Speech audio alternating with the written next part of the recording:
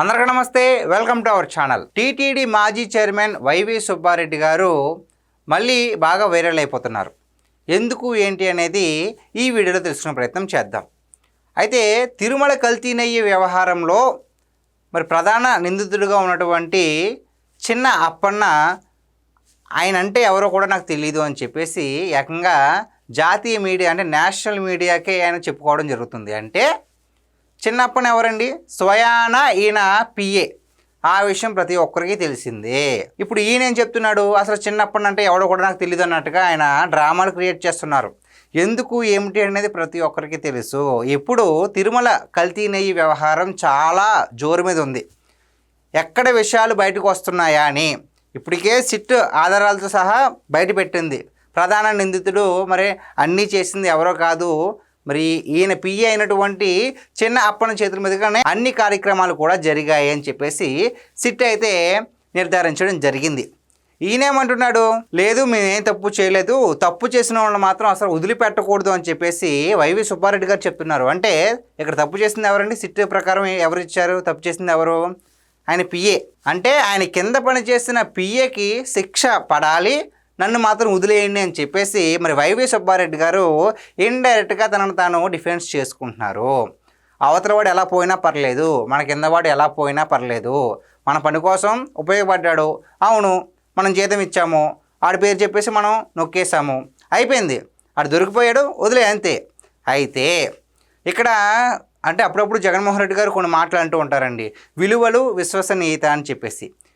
ఏ రాజకీయ నాయకుడికైనా కాదు, ప్రతి వ్యక్తికి విలువలు విశ్వసనీయత లేకపోతే ఆయన ఎంత పెద్ద వ్యక్తి అయినా, ఎంత పరిణితి చెందిన వ్యక్తి అయినా సరే చిన్న విషయంలో కూడా ఎవ్వరు పట్టించుకోని పరిస్థితి వస్తుంది.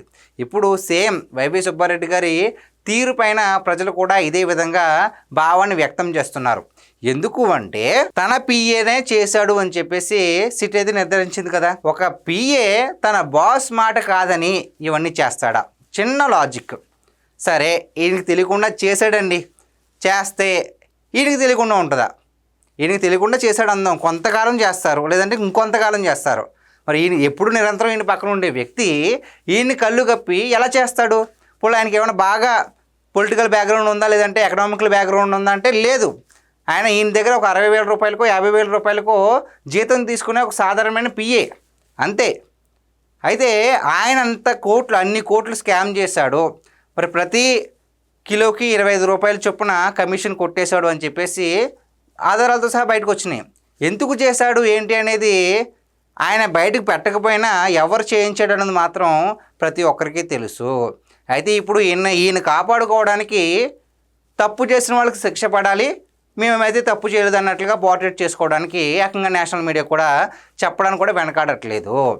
మన కింద పనిచేసిన వ్యక్తిని తొక్కేసి మనం ఎదగాలనుకునే మెంటాలిటీ వైవి సుబ్బారెడ్డి గారిది అని చెప్పేసి ప్రజలు నిజంగా అంటే విస్తుపోతున్నారు. ఇలాంటి వ్యక్తి వీళ్ళు అని చెప్పేసి. అయితే ఈయనేమో పిఏ ఎవరు అంటే నాకు తెలీదు, అతనికి నాకు సంబంధం లేదన్నట్టుగా మాట్లాడుతున్నారు. అయితే వైవి సుబ్బారెడ్డి గారికి ఆ పిఏ చిన్నప్పన్న నీడలా వెంట ఉంటూనే ఉండేవాడంట. సాక్ష్యాలన్నీ కూడా ఒక్కొక్కటి బయటకు వస్తున్నాయి.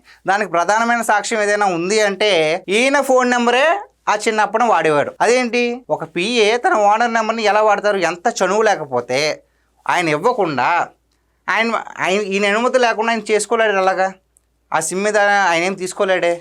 మొత్తం అంతా యాక్సెస్ ఇచ్చింది ఈయనే, మొత్తం పనులన్నీ చేయించింది ఈయనే.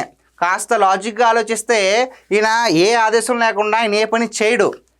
ఎక్కడైనా యూనివర్సల్ ట్రూత్ ఏంటి? బాస్ చెప్పింది తన కింద ఉన్న వాళ్ళు చేస్తూ ఉంటారు. అదేవిధంగా ఈ చిన్నప్పన్న అనే ఒక వ్యక్తిని పావుగా యూజ్ చేసుకుని ఈయన చేయాల్సిన పాపాన్ని తిరుమలలో చేసేసి ఇప్పుడు ఈ విధంగా తనను తాను కాపాడుకోవడానికి తనను అడ్డం పెట్టుకుని అతనికి శిక్ష పడాలి, మేమేం తప్పు చేయలేదని చెప్పేసి ఈయన డిఫెండ్ చేసుకుంటున్నాడు. అంటే దీన్ని బట్టి అర్థం చేసుకోవాల్సింది ఏంటి? మనల్ని నమ్మి ఒక వ్యక్తి వచ్చినప్పుడు అతనికి నువ్వు చేతనైతే జీతం కాకుండా ఇంకేమైనా సాయం చేస్తే చెయ్యి, అంతేకాకుండా అతన్ని అడ్డం పెట్టుకుని చేయాల్సిన పాపాలని చేసేసి అతను నిన్ను నమ్ముతాడు, ఓకే నాకు కష్టం వస్తే నా బాస్ వస్తాడని చెప్పేసి. ఇలాంటి సమయంలో మీరు ఇలాంటి స్టేట్మెంట్ ఇవ్వడం ఎంతవరకు కరెక్ట్ సార్? ఇంకొక విషయం ఏంటంటే అసలు మాకు తెలీదు, కల్తీ అయితే జరిగింది కానీ మా తప్పు లేదని చెప్పేసి మీరు అంటున్నారు. నిజంగా మరి టీటీడీ చైర్మన్గా అంటే మాజీ టీటీడీ చైర్మన్గా మీరు 4 సంవత్సరాల పాటు చైర్మన్ బాధ్యతలు నిర్వర్తించారు. మరి మీకు తెలియకుండా ఇవన్నీ ఎలా జరుగుతాయి? ఒక్కొక్కటి బయటకు లాగితే చాలా వ్యవహారం బయటకు వస్తుంది. అయితే నిజాలు నెగ్గు తేల్చాలంటే కాస్త సమయం అయితే కావాలి. మీ సమయం అయితే దగ్గర పడిందని చెప్పేసి ప్రజలు కూడా చాలా అంటే చాలా గట్టిగా నమ్ముతున్నారు. సో గైస్, ఇది ఈరోజు మన వీడియో. ఈ వీడియో పైన మీ విలువైన అభిప్రాయాన్ని కామెంట్ రూపంలో తెలియజేయండి. Thank you.